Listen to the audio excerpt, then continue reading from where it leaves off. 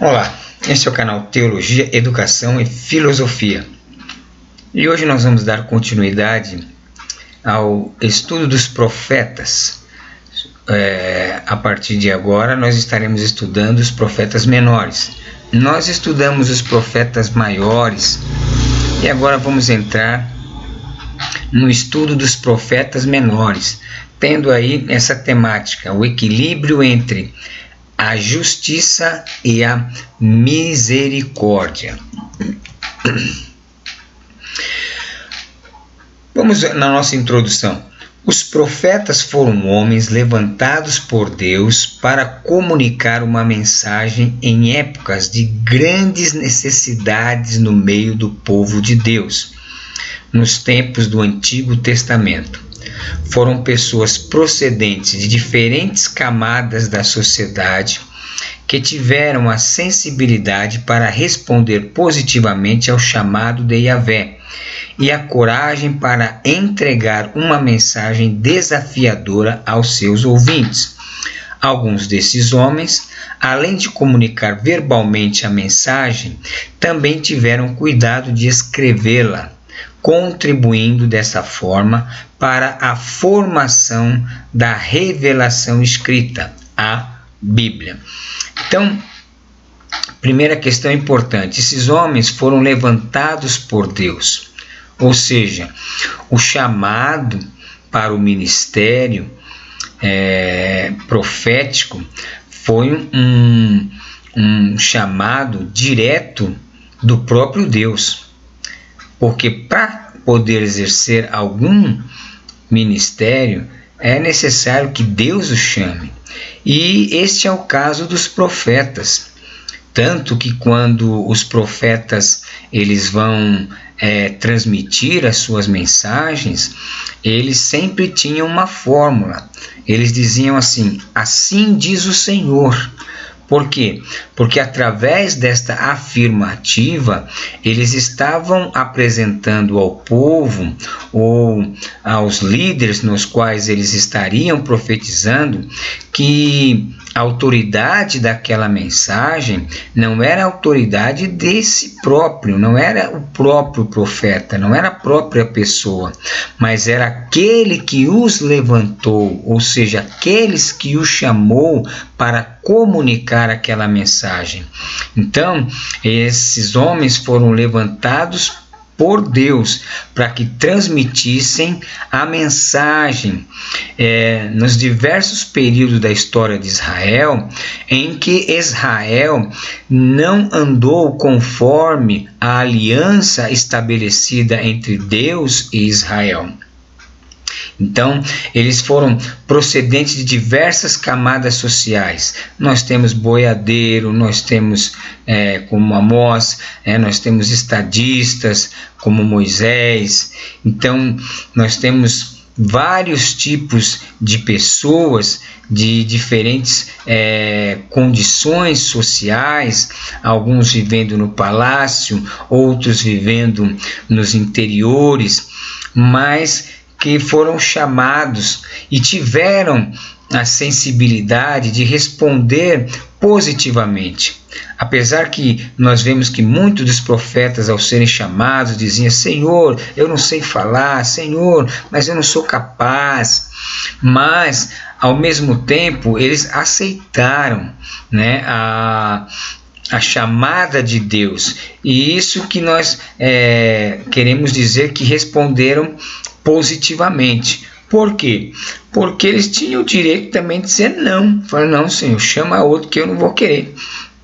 O homem tem o livre-arbítrio, ele poderia dizer que não, porque muitas vezes muitas pessoas se acovardam diante da chamada de Deus para exercer um ministério. E o ministério profético naquele período era algo muito importante e não era um ministério fácil de se exercer por conta das dificuldades que enfrentariam diante de reis, de príncipes, de sacerdotes e até do próprio povo. Outra questão importante que vale destacar aí, que está frisado, é a coragem que eles tiveram para entregar a mensagem, que era uma mensagem desafiadora.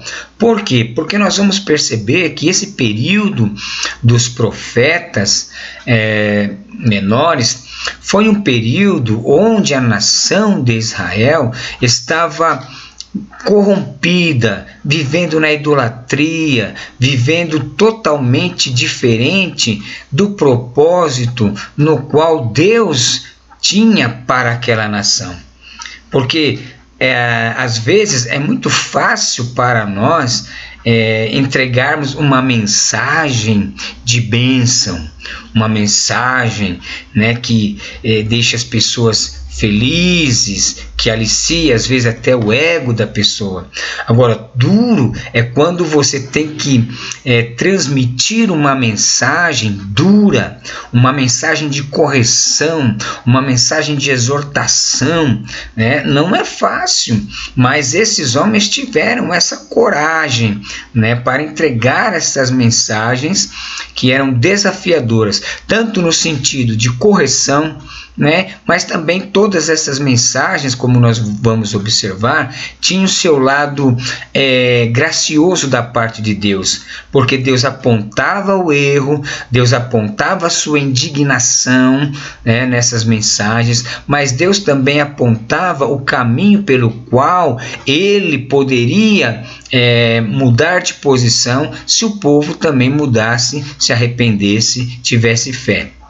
Então, eles tiveram muita coragem para poder entregar essas mensagens.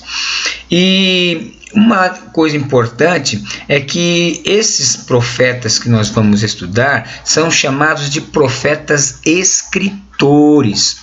Por quê? Porque eles escreveram a mensagem na qual Deus lhes passou para que entregassem ao povo. Isso é significante, porque Israel teve profetas escritores e profetas não escritores. Os profetas não escritores são aqueles profetas que profetizaram da mesma forma como os profetas escritores, só que eles não escreveram. Por exemplo, Elias, Eliseu, Micaías.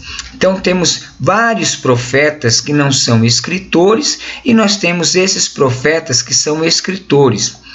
É importante entendermos que esses profetas escritores, eles estavam sob a inspiração do Espírito Santo. Por isso que eles foram inspirados, né, e tiveram cuidado de escrever a profecia na qual lhes fora passada. Porque, num contexto geral, o Espírito Santo de Deus estava preparando as Sagradas Escrituras, que seria, né, a base para o povo de Deus naquele período, como o é hoje para nós no século 21. Vamos ao segundo slide. Os profetas menores possuem uma situação histórica bem definida. Oséias, Joel, Obadias, Jonas, Miquéia, Naum, Abacuque, Sofonias, Ageu, Zacarias e Malaquias viveram entre os séculos 9 e 5 a.C. Contudo, suas mensagens estabeleceram relações, pois todas evidenciam o cuidado de Yahvé. O Senhor tinha com Israel, que era o de ser uma nação de adoradores e uma referência entre outras nações, para estampar um modelo de vida e santidade, e auxílio àqueles povos a entenderem o plano de Deus para suas vidas. O profetismo em Israel, ele se acentuou basicamente do século IX ao século V a.C. Alguns apontam para o século VIII a.C. Por que ele se acentuou? Antes desse período havia profetas? Sim, houve profetas no período da monarquia de Israel quando todas as tribos estavam reunidas, que essa história está contada em 1 Samuel e 2 Samuel, que são os 40 anos de Saul, os 40 anos de Davi e os 40 anos de Salomão. Porém, com a morte do rei Salomão, em 931, ocorreu a separação, aquilo que nós chamamos de cisma, né? Ou seja, 10 tribos, né, se reuniram e formaram o reino do norte e 2 tribos o reino do sul. E o profetismo se acentua nesse período porque é um período onde o povo de Deus ele vai se desviar de uma forma muito grande daquilo que Deus queria e que lhes tinha ensinado e apresentado na lei de Moisés, principalmente o reino do norte. Como nós aprendemos nos profetas maiores, o reino do norte teve 19 reis em 19 dinastias, e nenhum rei, durante os 209 anos aproximadamente que este reino esteve de pé, nenhum rei buscou a Deus. O reino do sul durou 345, porém teve alguns reis que serviram a Deus e outros que não serviram. Então, por isso que esse período é um período em que o profetismo se acentua, que é do 9º ao 5º século antes de Cristo. A questão da sua relação estarem estabelecidas, né, e apontarem para o cuidado de Deus, é porque durante todo esse período, antes de 722, que o Reino do Norte é levado para o cativeiro, e 586, que o Reino do Sul é levado para a Babilônia, Deus enviou homens para profetizar, para tentar colocar esse povo novamente nos trilhos daquilo do qual era o propósito de Deus. Como nós vamos ver aqui no livro de Êxodo, capítulo 19, versos 5 e verso 6. Por quê? Por que Deus queria, né? O que Deus queria desse povo? Vamos observar aqui, se você quiser acompanhar aí, Êxodo capítulo 19 e o verso 5 e 6. Olha, aqui Moisés está no Monte Sinai, né? Israel é tirado do Egito, eles vão para o Sinai, e no Sinai Deus fala com Moisés e aponta para Moisés o que Deus queria, né? Que está colocado aí, uma nação de adoradores, uma referência entre as outras nações, para estampar o modelo de vida e santidade e auxílio àqueles povos e entender o plano de Deus para as suas vidas. Então aqui nós percebemos logo no início da história de Israel, quando saiu do Egito, Deus apontando o que Deus desejava deles. Aí diz aí, capítulo 5 do verso 19. Agora, pois, se diligentemente ouvirdes a minha voz e guardardes o meu conserto, então sereis a minha propriedade peculiar dentre todos os povos, porque toda a terra é minha. E vós me sereis reino sacerdotal e povo santo. Estas são as palavras que falarás aos filhos de Israel. Então Deus estava apresentando qual o propósito que Deus tinha com a nação. É um propósito que teve início lá com Abraão, 430 anos antes. Porém, como nós vamos estudar através dos profetas, a nação infelizmente não seguiu o padrão que Deus queria, mas Deus, pela sua misericórdia, antes de entregá-lo nas mãos dos inimigos, Deus enviou os profetas, Deus enviava homens para mostrar a eles, para exortar a eles a retornarem ao caminho correto. Irmãos, nosso Deus é maravilhoso, porque Deus sempre ele está procurando resgatar o homem. Sempre. Então, aqui nós vemos o propósito, um reino sacerdotal e um povo santo, né? Então, um modelo de nação para as outras nações, para serem espelho para as outras nações. Vamos agora nesse tópico, amor, correção e justiça social em tempos de indiferença. Nós vamos observar aqui a importância, né, dos profetas menores e da mensagem na qual Deus os incumbiu de levar ao povo. Então, iniciaremos introduzindo a importância da mensagem profética.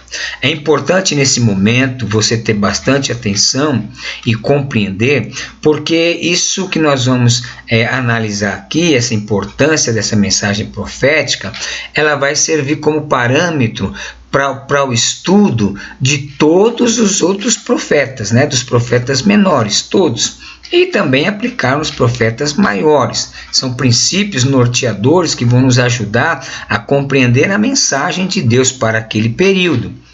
Aí, quando nós formos estudar a matéria de hermenêutica, você vai ver o quanto é importante nós conhecermos esse contexto e essa mensagem para que a gente possa trazer os ensinos importantes e que podem ser transferidos para o nosso tempo, para a nossa época. Até porque os problemas que aconteceram na nação nesse período, na nação de Israel, e que os profetas vão ser incumbidos por Deus para levar mensagem, são problemas que nós ainda temos hoje, justiça social, né? Lideranças corruptas, né, como nós vemos aí, né, no nosso país, coisa triste, e tantas outras situações que ainda ocorrem hoje, né, e é uma mensagem também para a igreja, né, para que a gente possa não cometer os mesmos erros que aquele povo cometeu. Então é importante nesse primeiro momento, que nós vamos estudar a importância da mensagem, a gente guardar bem, porque será parâmetro para o estudo de todos os livros dos profetas menores. Então, serão apresentados dados que nortearão o leitor em seus estudos sobre o assunto, bem como o ajudarão a se situar naquele contexto. Para uma melhor compreensão da palavra introdutória, comentaremos sobre a importância do trabalho profético, né? A importância, qual foi a importância da profecia, né, para o povo de Israel? O estilo de vida profético, né, como esses homens que foram chamados por Deus, né, viveram, andavam, encaravam a realidade da sua época. E as circunstâncias que os cercaram, até porque nenhum dos livros dos profetas menores nasceu num vácuo, ou seja, do nada. Não, vamos escrever, não.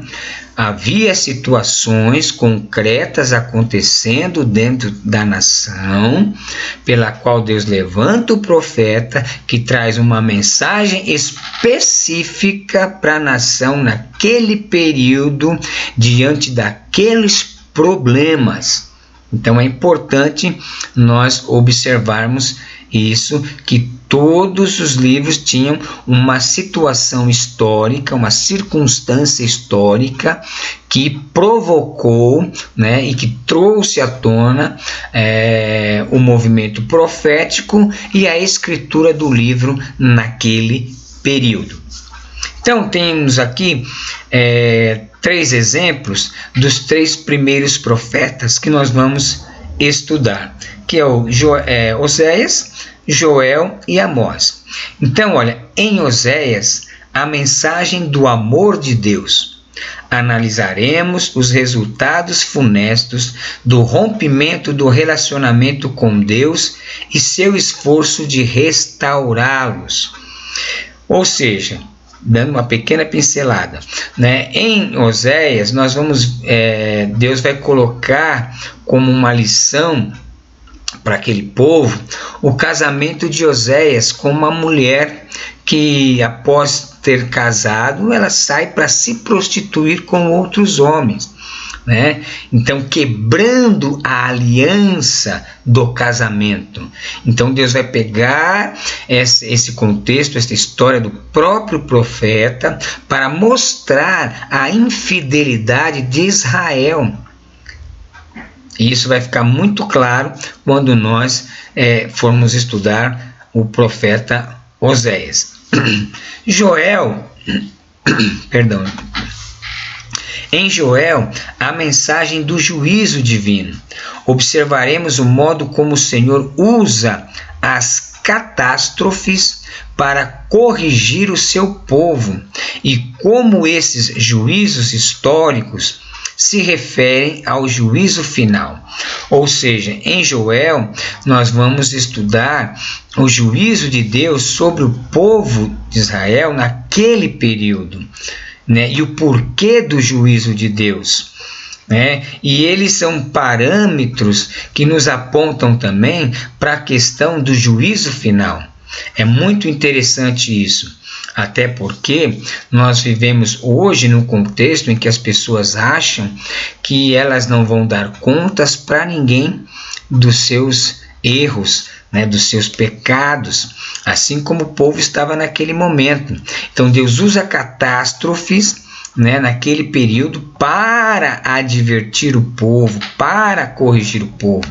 Já na questão do juízo final, aí apontando para o quê? Para que um dia todos vão se apresentar diante de um grande juiz que é Deus, para dar conta cada um da sua obra, tanto os que fizeram bem quanto os que fizeram mal. Mas vamos lá. Em Amós, a mensagem da justiça social. Veremos como o povo de Deus perde a qualidade de vida e de relacionamento quando abandona suas orientações. Irmãos, a injustiça social é algo que sempre preocupou a Deus. Tanto que quando nós estudamos o Pentateuco, nós vemos que Deus tinha leis até para que a terra descansasse.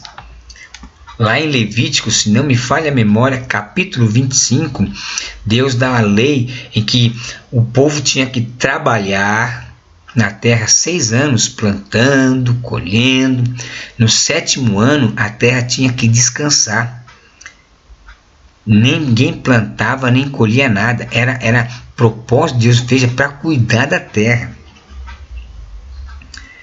Mas o povo não fez isso, né?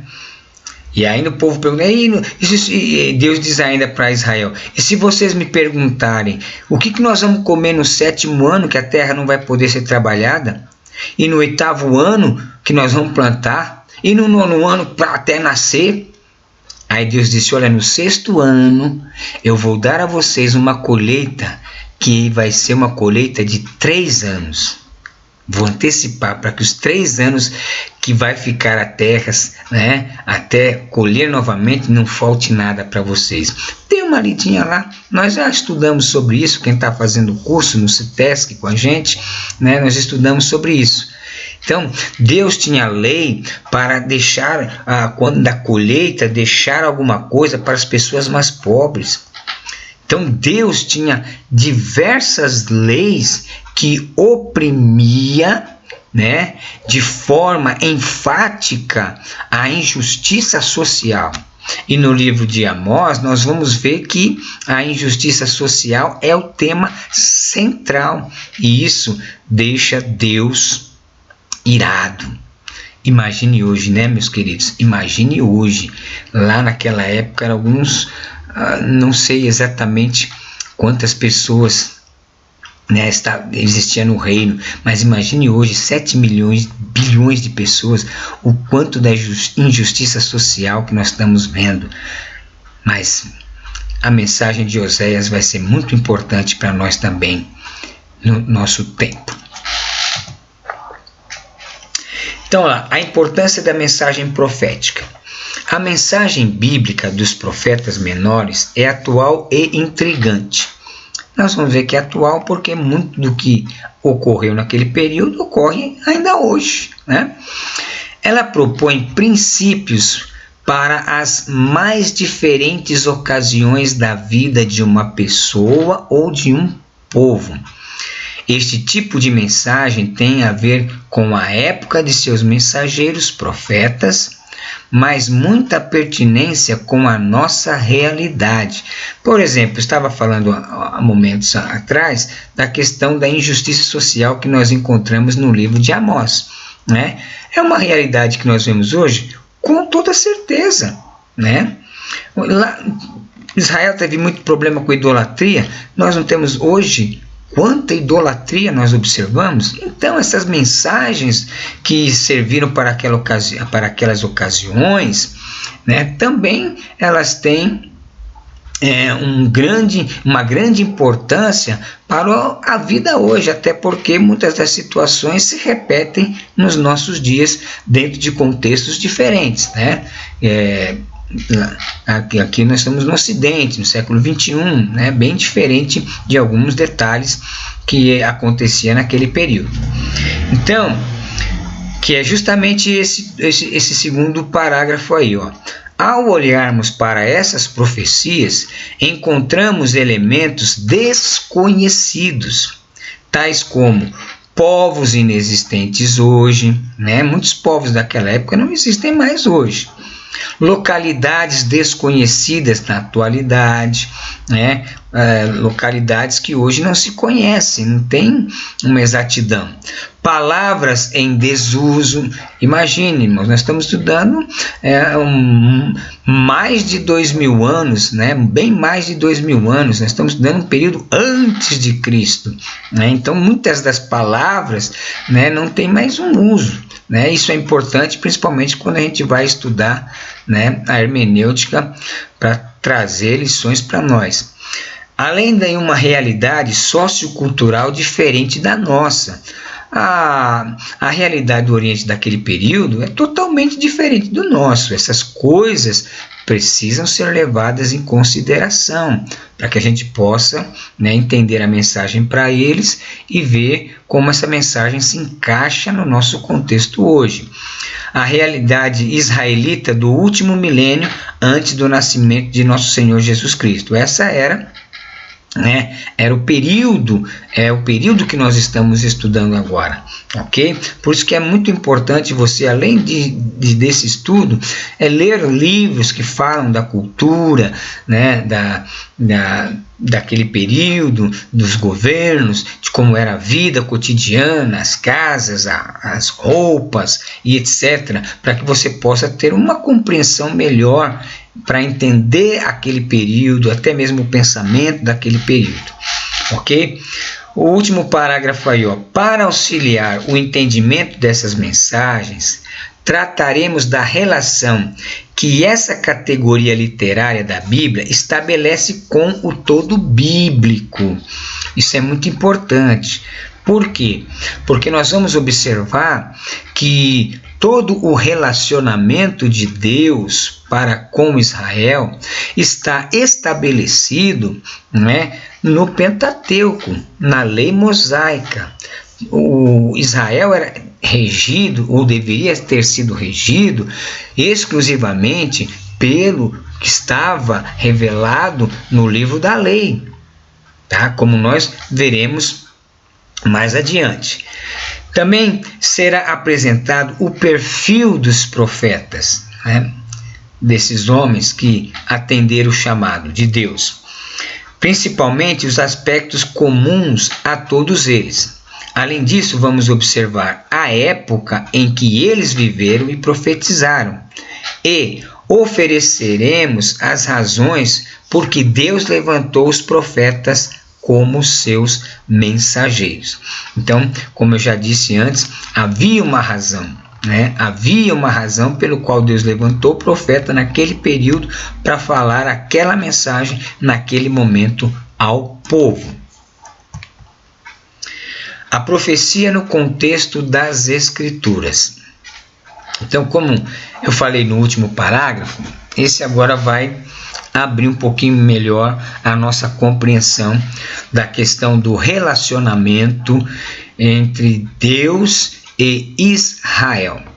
Primeiramente, é necessário perceber que a relação que essas mensagens estabeleceram com os livros escritos por Moisés, os quais representam os fundamentos éticos e espirituais de Israel. Então vamos compreender isso aí. Por que tem que estabelecer a mensagem dos profetas com os escritos de Moisés? O texto que eu li logo no início, lá em Êxodo 19, quando Deus tira Israel do Egito, Israel tinha ficado no Egito como escravos 430 anos. Então, o que acontece? Lá no Egito, eles viviam dentro de uma cultura pagã. Eles viviam dentro de uma religiosidade pagã também. Então, o que Israel tinha no Egito, que ligava eles a Deus, a Yahvé, ao Elohim, a tradição que eles tinham guardado. Que tradição era essa? Era, olha, a origem do nosso povo está no nosso pai Abraão. Deus chamou o nosso pai Abraão lá desde Ur dos Caldeus e fez uma aliança. Essa aliança que Deus fez com o nosso pai Abraão de nos dar uma terra, a terra de Canaã.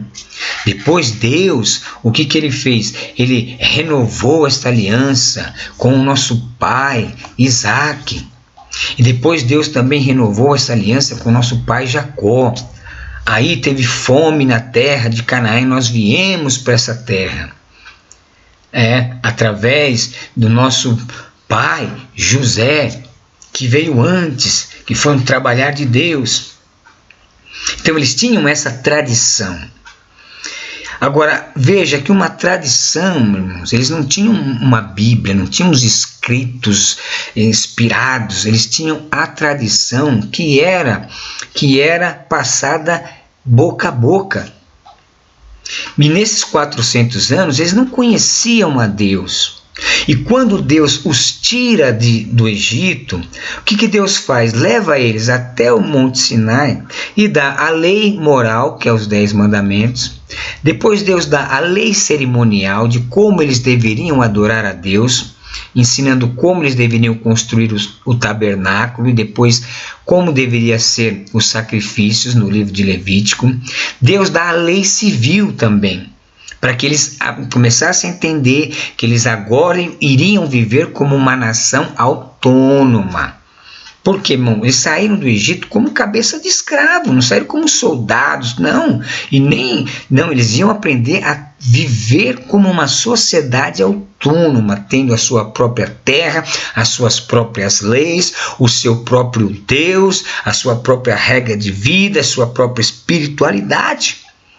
Por isso que Deus dá as leis e faz essa aliança ali com Moisés, que no capítulo 24, essa lei ela é selada. Vamos dar uma lida para você compreender melhor esse primeiro ponto, que eu acho importante ficar bem claro. Aqui no capítulo 24 de Êxodo, é quando essa aliança ela é selada, né? Veja que no versículo 4 diz assim, e Moisés escreveu todas as palavras do Senhor e levantou-se pela manhã de madrugada e edificou um altar ao pé do monte e 12 monumentos segundo as 12 tribos de Israel. E enviou certos jovens dos filhos de Israel, os quais ofereceram holocausto e sacrificaram ao Senhor sacrifícios pacíficos de bezerros. E Moisés tomou a metade do sangue e o pôs em bacias, e a outra metade do sangue aspergiu sobre o altar. E tomou o livro do concerto e o leu aos ouvidos do povo, e eles disseram: tudo que o Senhor tem falado, faremos e obedeceremos. Então tomou Moisés aquele sangue e o espargiu sobre o povo e disse: eis aqui o sangue do concerto que o Senhor tem feito convosco sobre todas estas palavras.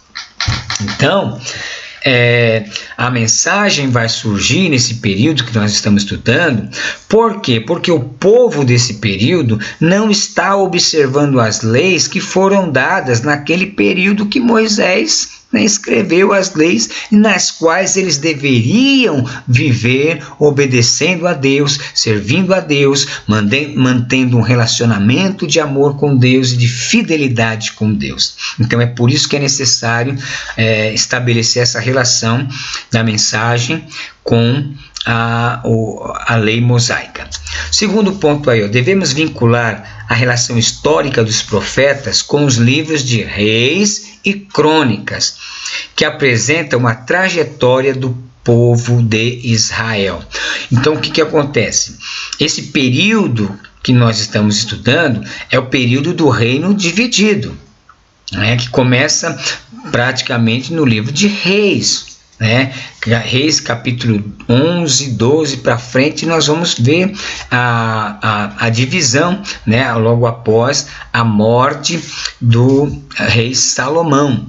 Tá? Então, para a gente entender essa história, esse período que estamos estudando, esses livros proféticos, essas mensagens proféticas, é interessante que nós acompanhemos esse período que está escrito no livro de Reis e livro de Crônicas, que aí você vai ter uma compreensão do contexto que nós estamos abordando nos livros dos profetas menores. E por fim, é necessário entender que essa mensagem define como ponte a realidade do Novo Testamento. Ou seja, muito do que foi profetizado pelos profetas não foi apenas quanto ao contexto atual que eles estavam vivendo naquele momento. Muitas profecias estavam relacionadas à vinda do Messias, à primeira vinda do Messias, e temos profecias que falam também da segunda vinda do Messias.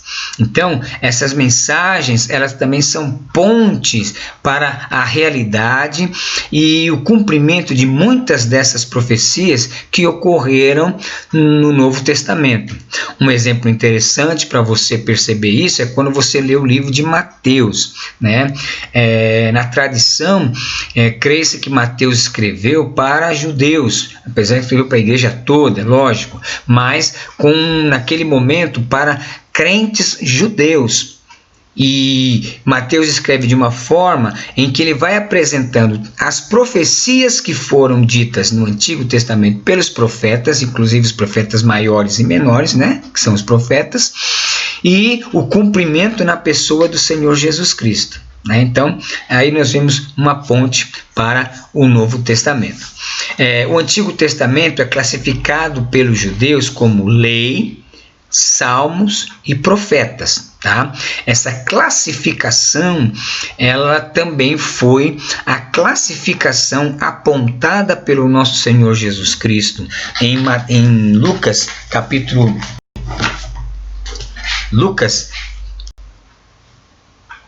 Aleluia.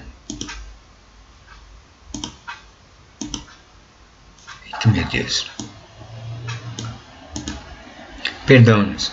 Lucas, capítulo 24. Lucas, capítulo 24. Deixa eu abrir aqui minha Bíblia. Lucas, capítulo 24.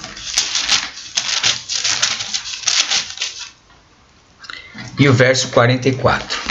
Oh, Deus, tem misericórdia.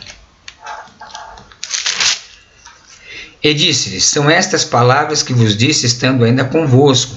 Convia que se cumprisse tudo o que de mim estava escrito na lei de Moisés e nos profetas e nos salmos. Então, esta é a classificação que temos do Antigo Testamento, feita pelos judeus e também confirmada por nosso Senhor Jesus Cristo. Então, veja aí, concluindo aí, a lei ou o Pentateuco, lei e Pentateuco têm o mesmo significado. Pentateuco fala de 5, então os 5 primeiros livros de Moisés. E a lei também é os primeiros 5 livros de Moisés, escrito por Moisés. A lei ou Pentateuco foi o grande fundamento de sustentação de Israel. Nele se encontram as bases da vida social, religiosa e espiritual deste povo. As normas e regulamentos, agentes reguladores da sua história, também se encontram detalhados no conjunto de livros produzido pelo legislador Moisés. A vida saudável daquela nação dependia basicamente da observância dessas informações. Como eu disse, toda a vida de Israel estava e deveria ser modelada pela revelação de Deus nos livros da lei. Eles deveriam andar segundo aquelas regras. Por isso que às vezes é chamada o Antigo Testamento, que é a antiga aliança, Paulo vai dizer que era uma aliança de obras, porque eles tinham que obedecer à risca a todos os mandamentos que estavam registrados na lei mosaica. Temos 3 pontos aqui. O trabalho exercido pelos profetas foi uma tentativa de resgate desses valores perdidos no contato com povos pagãos e no descuido com o culto ao Deus vivo. É interessante observar que a mensagem que os profetas traziam era justamente para que eles voltassem a retornar às práticas, da lei, daquilo que Deus havia estabelecido para eles. E é interessante que quando a gente vai ler o livro de Josué é o livro que apresenta a conquista da terra, Josué é o homem que introduz o povo, na terra, depois que Moisés morre. E Deus fala com Josué de uma forma ali, incentivando, olha, tenha coragem, se esforça, tem bom ânimo, atente para a lei, todos os dias leia. Então Deus incentiva ali Josué, a observar a lei, porque ele fala assim, se você observar a lei, você vai prosperar naquilo que você, nessa missão na qual você está iniciando. Então, apontando para a importância que eles deveriam dar à lei, aquilo que Moisés havia escrito, como nós lemos ali no capítulo 24, que Moisés escreveu num livro, deixou com eles. Então era muito importante. Então essa mensagem dos profetas vai ser justamente isso, Porque quando eles entraram na terra de Canaã, com o passar do tempo, eles começaram a adorar Baal, Acera, a fazer pequenos altares nos pequenos montes, e eles se tornaram um povo idólatra, um povo que começou a viver na cultura dos povos, do qual eles estavam dominando. É por isso que Deus havia dito para eles, quando vocês entrarem na terra, extermina todo mundo, porque se vocês deixar alguém, eles vão influenciar vocês e vocês vão acabar fazendo as mesmas coisas que eles. Então, é importante a gente observar isso. O profeta buscou na lei princípios e verdades para o novo momento. Sua prédica despertava o povo a retornar aos antigos caminhos, apegando-se novamente à revelação divina.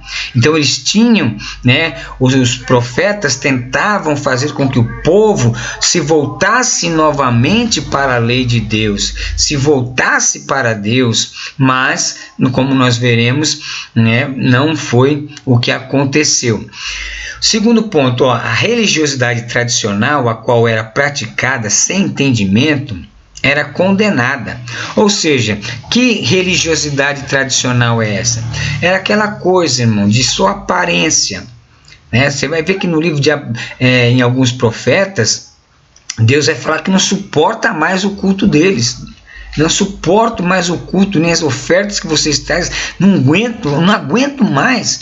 Por quê? Porque era uma coisa tradicional, era uma coisa aparente, né? Não existia mais compromisso, não existia mais fé, não existia mais interesse na obediência. Vamos lá, leva o bichinho, mata lá e volta para casa e continua nos mesmos pecados, né? Matava os animais, fazia o sacrifício, às vezes levava até animal defeituoso. Então, essa religiosidade tradicional, né, era condenada por Deus. Tá? Mas a vida espiritual, a qual era marcada por arrependimento e fé, valorizada. Então, os profetas sempre colocavam na balança, né, a questão da espiritualidade tradicional sem compromisso e, né, a importância do arrependimento e da fé. Então, valorizando o arrependimento e a fé, na qual traria novamente para a nação o favor de Deus. E o povo, infelizmente, não deu ouvido, como nós veremos. Afinal, era isto que a lei desejava como meta, né? Uma vida que levasse ao arrependimento e à fé, a um relacionamento contínuo com Deus, né? Não a idolatria, né? Não a injustiça social, não as questões tão terríveis que aconteceu com o povo, como nós vamos observar quando entrarmos na mensagem dos profetas menores. Terceiro ponto, a profecia está viva e muito presente nas páginas do Novo Testamento. Afinal, tudo o que ocorreu com Cristo e com a igreja havia sido sinalizado pelos arautos do Senhor na antiga aliança. O apóstolo Pedro faz um esclarecimento dessa situação. Então, aqui em 1 Pedro, capítulo de número 1, e o verso 10 e o verso 11, o apóstolo São Pedro, ele vai falar sobre a salvação que já era profetizada naquele período pelos profetas. Veja que no capítulo 1, Pedro está falando da salvação, da esperança da salvação. E aqui, quando chega no verso 10, ele diz assim, da qual salvação inquiriram e trataram diligentemente os profetas que profetizaram da graça que vos foi dada, indagando que tempo ou que ocasião de tempo o Espírito de Cristo que estava neles indicava anteriormente, testificando os sofrimentos que a Cristo havia de vir e a glória que se lhes havia de seguir. Então, o apóstolo Pedro apontando aqui claramente para a evidência das profecias, né, dos profetas que também se relacionaram com a igreja, que estavam presentes na vida da igreja, que se cumpriram no período do Novo Testamento, né, e ainda as que hão de acontecer. Vamos ao nosso próximo slide, os canais da profecia. Os canais da profecia foram os profetas, né? E nós vamos ver aqui algumas coisas importantes de como era a vida desses homens, né? Então, o primeiro ponto aí, a carta aos Hebreus apresenta uma lista de predicados que foram marcas de homens que viveram pela fé. Muitas das características referem-se aos profetas, homens que, pela sua fidelidade, cumpriram a missão que por Deus lhes fora designada. Irmãos, esse texto é um texto lindo e que nos aponta aqui para como era a vida desses homens, né? E o caráter que esses homens tinham. Acompanhe comigo aí, eu estou numa Bíblia Almeida corrigida. Mas veja aqui no verso 32 e 33, depois do verso 36 e a 38. Diz assim, e que mais direi? Faltar-me-ia o tempo contando de Gideão e de Baraque, e de Salomão e de Jefité, e de Davi e de Samuel, e dos profetas, os quais pela fé venceram reinos, praticaram a justiça, alcançaram promessas, fecharam as bocas dos leões, apagaram a força do fogo, escaparam do fio da espada, da fraqueza tiraram forças, na batalha se esforçaram, puseram em fugida os exércitos dos estranhos, as mulheres receberam pela sua... Não, perdão. Verso 36 agora, que aqui já entrou numa outra questão, mas no verso 36. E outros experimentaram escárnios e açoites, e até cadeias e prisões. Foram apedrejados, serrados, tentados, mortos a fio de espada, andaram vestidos de peles de ovelha e de cabras, desamparados, aflitos e maltratados. Homens dos quais o mundo não era digno, errantes pelo deserto e montes e pelas covas e cavernas da terra. Todos estes, tendo tido testemunho pela fé, não alcançaram a promessa.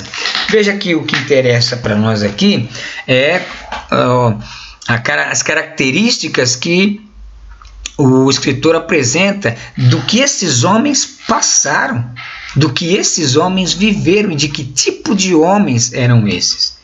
Por isso que o nosso segundo parágrafo vai dizer aí, algo muito forte fazia com que esses homens se submetessem a tantos sofrimentos e dores, como nós vimos aqui, né?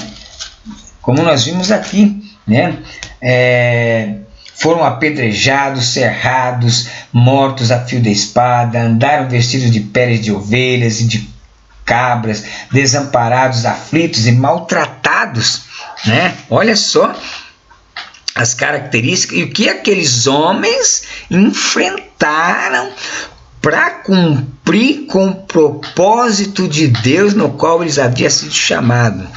Não era fácil ser profeta naquele período, não. É por isso que no começo, tá lá. Foram homens corajosos. Então, algo muito forte. Então, vários fatores contribuíram para a formação de uma estirpe forte e resistente. Entre esses fatores, podemos destacar a vida piedosa.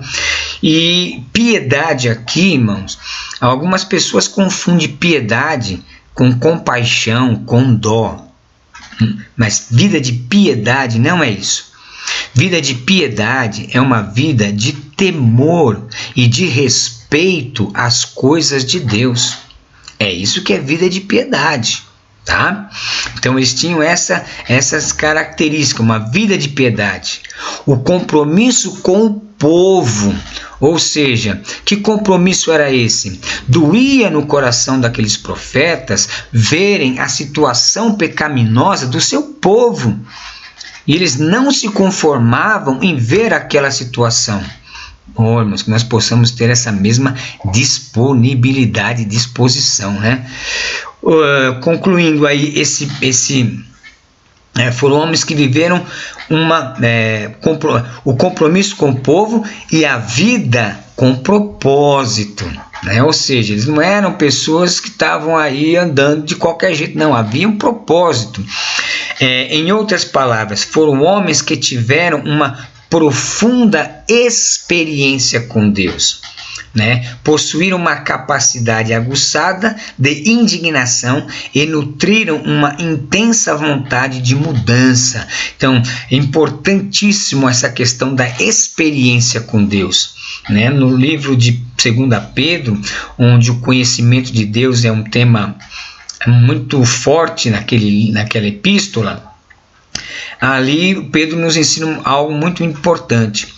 É importante nós estarmos aqui aprendendo dessa forma? É importantíssimo esse conhecimento intelectual.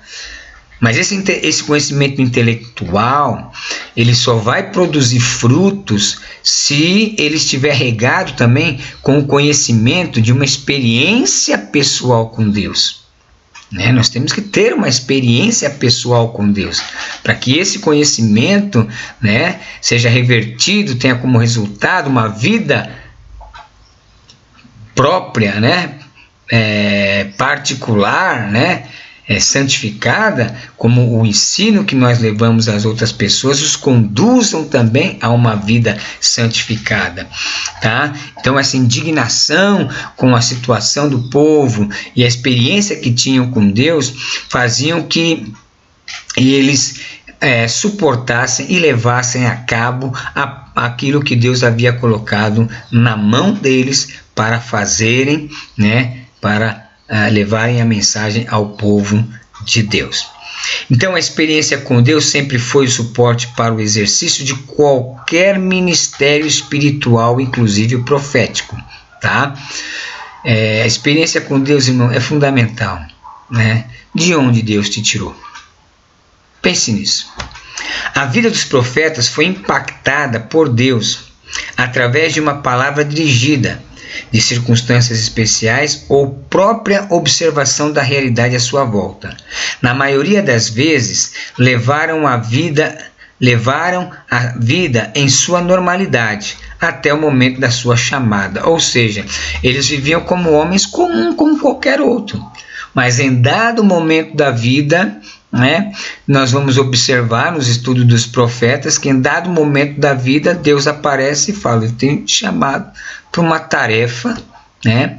Para Jeremias disse: escolhi você desde o ventre, né? Para Isaías, né, após a morte do rei, né, o Uzias, né, houve a chamada, né, uma chamada mais profunda a Isaías, né? Amós estava lá cuidando e Deus foi lá e tirou ele do meio das ovelhas lá para poder ser um profeta, vai, profetiza. Então eles levavam uma vida normal como todo mundo, mas a partir da sua chamada, aí a vida deles mudam e eles dizem sim para Deus e vão fazer a obra na qual Deus os chama. Aí nós temos uma tabela que mostra aí o profeta, o desafio que esse profeta teve, a missão e a data na qual ele iniciou o seu ministério. Então vamos dar uma passada rapidinha, porque é importante você já ir guardando essas informações, todas essas informações, para que quando a gente entre no ambiente dos livros, a gente compreenda melhor a mensagem, não fique difícil para compreender a mensagem que está ali. Então Oséias, né? Oséias, o desafio era a infidelidade da nação, né? A nação, assim como a esposa de Oséias que o traiu, né, com outros homens, se voltou para a prostituição, assim Israel tinha feito, estava sendo infiel com Deus, ou seja, estava entregue à idolatria, e aí isso era como um pecado, né, como Israel era considerada a esposa de Jeová, né, isso era uma traição, e essa traição era a infidelidade. Então a missão de Oséias era despertar o povo para valorizar a aliança que eles tinham com Deus, 730 a.C. Então perceba, né? Assim como a aliança, né? Olha, essa aqui é a aliança do casamento, né? Quando isso é quebrado, irmão, por traição, quantos prejuízos traz à família, aos filhos. Então, esse simbolismo que Deus vai usar no livro de Oséias, né? Que para falar com o seu povo. Depois de Joel, né? Um país em recessão, né, o desafio por conta, né, plantava e não colhia, né, e a missão é explicar ao povo o significado da crise. Sabe por que vocês estão assim? É por causa disso. Né? Nós vamos ver no profeta Joel, que profetizou 825 a.C. Depois nós temos Amós, né, que o desafio é as injustiças sociais, né, e a missão dele é condenar a exploração e a desigualdade. 740 a.C. Lindo, hein, irmão? Que tema lindo, hein? Condenar a exploração e a desigualdade. Olha que coisa atual, meu. Obadias, a inimizade fraterna, né? Porque vai apresentar, né, Edom, né? Edom que se alegrou com a destruição de Jerusalém, né?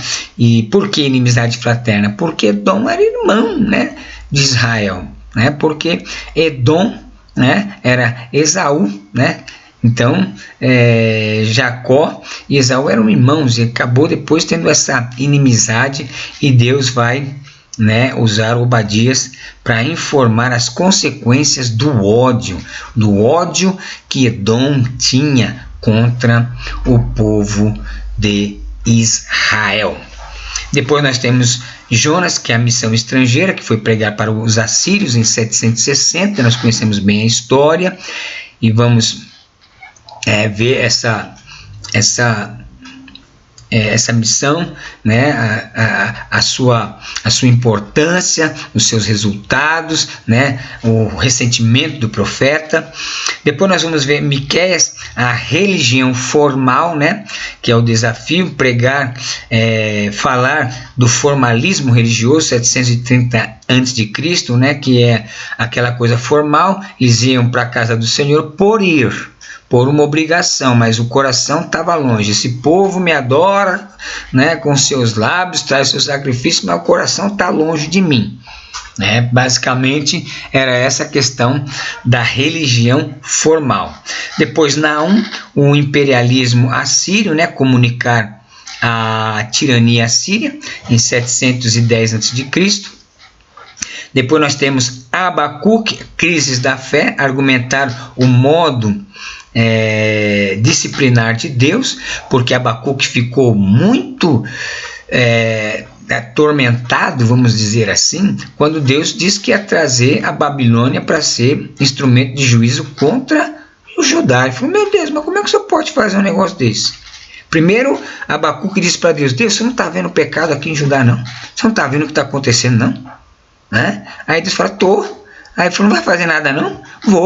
Eu vou trazer os babilônicos. Aí ele se assusta, falou: o quê? Como é que você vai usar uma nação mais ímpia que essa para ser instrumento de juízo? Falei: vou usar, mas depois eu também vou entrar no estreito com essa nação. Então, é uma mensagem muito importante também, que traz muitas lições para os nossos dias hoje também. Depois nós temos Sofonias, reformas religiosas, né, que é cooperar com o avivamento, 625 a.C. Ageu, né, que é a reconstrução do templo, chamar o povo a priorizar a causa divina, né, também bastante conhecido, né, logo após Ageu é um profeta pós-exílico, e o povo voltou, estava construindo suas casas, começaram a construir o templo, mas deixaram parado lá e estava construindo só as suas casas. Aí Deus falou: peraí, vocês estão nas suas casas bonitas e abandonaram a minha casa? E aí vai vir a mensagem de Ageu 520 a.C. Depois, Zacarias, a reconstrução da nação, né? Esperançar ao povo, né?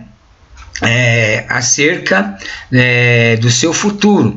Então, Zacarias é onde vai ter muitas profecias acerca da vinda do Senhor Jesus, principalmente sua segunda vinda, tá? Em 520. E Malaquias, a crise ética, né? Proclamar um modelo moral mais elevado, que foi 430 anos. Então, aqui nós temos aqui uma prévia dos temas, dos desafios e da missão do profeta, a data na qual esses profetas iniciaram o seu trabalho profético. Veja que não há uma ordem cronológica, é por isso que às vezes nós temos uma dificuldade na Bíblia de compreender, mas nada que uma boa leitura no livro de Reis e Crônicas não nos ajude a compreender. Vamos lá. Vamos ao próximo. Então nós temos aí a época da mensagem profética. Então, os profetas menores estão situados entre o 9º e o 5º século a.C., época marcada pela formação de grandes impérios mundiais, né, os quais estabeleceram seus domínios sobre a maioria das outras nações, e também por muitas mudanças no contexto nacional do povo de Israel. Tais mudanças produziram profundas necessidades de ordem espiritual, a qual somente poderiam ser equacionadas com o atentar da mensagem profética. Então, nós como estudamos um pouquinho dos profetas maiores, a gente está um pouco ciente desses impérios, né, que dominaram o mundo naquele período, que é o período que os profetas estarão profetizando. O primeiro dos impérios aí é o Império Assírio, né, de 745 a 612 a.C. As ocorrências que teve, mais importante, foi a destruição de Samaria em 722 a.C., que ocasionou a dispersão das 10 tribos, sendo uma boa parte levado para a Síria e outros se espalharam. Os profetas que Deus enviou nesse período para profetizar, né, para dar uma chance ao povo de se arrepender e voltar, né, a ter fé, foram Amós, Oséias, Miqueias, Naum e Sofonias. Depois nós temos o segundo império, que dominou o babilônico, de 606 a 539 a.C., que nesse período houve a invasão de Jerusalém e sua destruição em 586 a.C., o exílio de Judá em Babilônia. Neste período nós temos dos profetas menores, né, Abacuque e Obadias, apesar que nesse período também nós temos, né, o profeta Ezequiel e o profeta Jeremias, profetas maiores. Aqui nós estamos falando dos profetas menores, ok? Não esqueça disso. Depois nós temos o Medo-Persa, né, duração de 539 a 332 a.C., quando se dá início à libertação do exílio, quando Judá começa a voltar à sua terra para reconstruir o país. Nesse período nós temos os profetas menores, que é chamado de profetas pós-exílio, que é Ageu, Zacarias e Miqueias. Bom, nós vamos encerrar, né, com essa introdução. É importante que você guarde essas informações, né, porque essas informações vão lhe ajudar a partir da próxima aula, né, quando estaremos estudando o livro de Oséias, a você ter compreensão de todo esse desenvolvimento e também da mensagem que vai ser transmitida de Deus através do profeta, a situação, né, que está ocorrendo, e assim poder também trazer as lições aplicativas para nós, para a nossa própria vida, para o nosso próprio tempo. Que Deus te abençoe, dê um like e continue nos acompanhando. Se quiser fazer algum comentário, faça, sempre dentro dos limites da respeitabilidade. Se não concordar com alguma coisa, glória a Deus, não estamos aqui para discutir. Que Deus abençoe e até a próxima.